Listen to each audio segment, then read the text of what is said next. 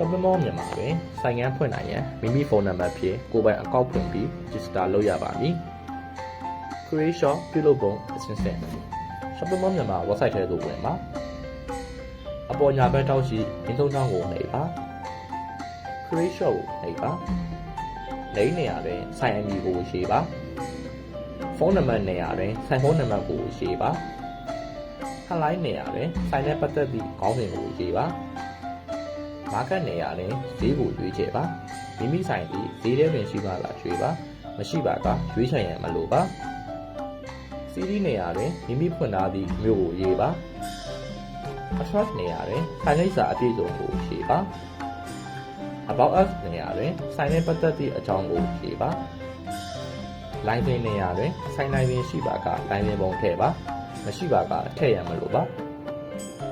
owner name နေရာတွင်ဆိုင်ရှင်အမည်ကိုရေးပါ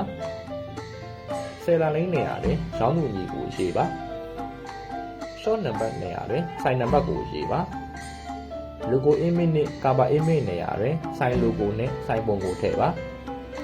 မှတ်ချက်အနေဖြင့်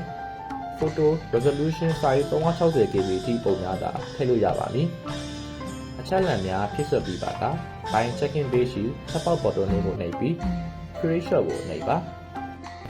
ဖွင့်လှစ်လိုက်သည့်ဆိုင်ကို24နာရီအတွင်း shopping mall မြန်မာအဒမင်မှာမှန်ကန်မှုရှိမရှိစစ်ဆေးပြီးခွင့်ပြုပေးပါမည်ခွင့်ပြုချက်ရရှိပြီးသည့်ဆိုင်များသည်တနည်းအခမဲ့ဖွင့်လှစ်နိုင်သည့် welcome package ကိုရယူပြီးမိမိရောက်ရမည့်ပစ္စည်းများကို post တင်နိုင်မည်ဖြစ်ပါသည်